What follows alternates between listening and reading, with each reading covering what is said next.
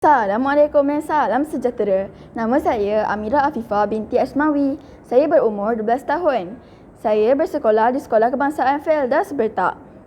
Saya merupakan anak kedua daripada 3 orang adik-beradik. Ibu bapa saya bekerja sebagai seorang guru. Hobi saya suka membaca buku. Di sekolah, saya memegang jawatan sebagai pengawas sekolah. Saya pernah memenangi Johan Hafazan peringkat daerah berda pada tahun 2021. Hari ini saya akan membuat resensi buku bertajuk Unsung Hero, Memori Suka Duka Seorang Lelaki dan Wanita untuk Bergelar Hero. Buku ini mengisahkan tentang pengorbanan Wira yang tidak pernah didendangkan namun kekal sebagai Wira yang terpahat di hati selamanya. Buku ini telah diselenggara oleh Dr. Hajah Saadiah Syuib. Buku ini telah diterbitkan oleh Dr. Hajah Saadiah Resources dan telah dicetak oleh Pintwis dan Berhad pada tahun 2021. Buku ini mengandungi 318 muka surat. Buku ini bersaiz A5. Jen penulisan buku ini adalah cerpen tentang wira-wira yang tidak didendang. Seramai 31 orang penulis telah menitipkan satu cerpen mereka tentang wira dan wirawati yang telah menjadi ratu atau raja di hati mereka. Menurut Prof. Dr. Siti Rugaya Haji Tibet, Profesor Kehormat Institut Islam Hari-Hari Universiti Kebangsaan Malaysia selaku penasihat buku Unsung Hero yang menyatakan bahawa tema Unsung Hero Wira Tak Didendang dipilih bertepatan untuk dijadikan perangsang motivasi dan contoh terbaik oleh para pembaca.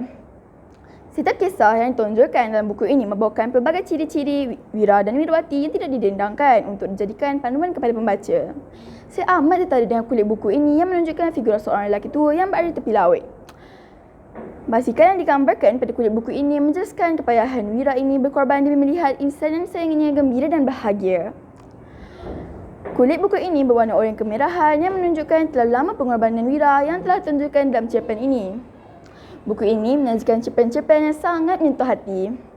Saya memetik salah satu cerpen yang ditulis oleh Nurhalizawati Abdul Ghani yang bertajuk Kasih Ayah Tanpa Syarat. Cerpen ini menceritakan tentang pengorbanan seorang ayah yang sanggup berkorban untuk membesarkan anak-anaknya.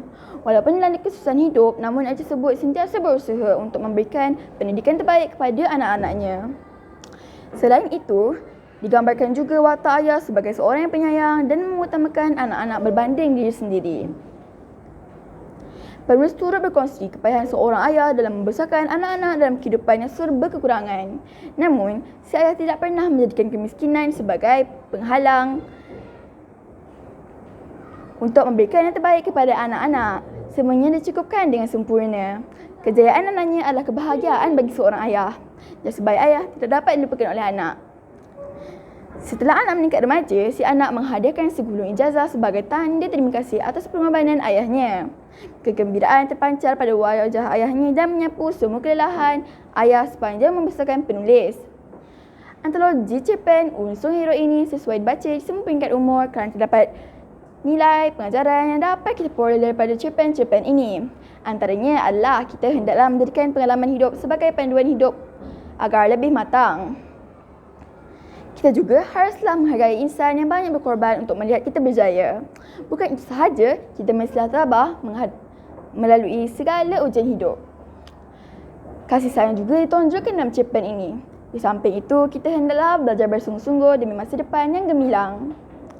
Seperti kata pepatah, jika tidak dipecahkan ruyung, mana akan dapat sagunya?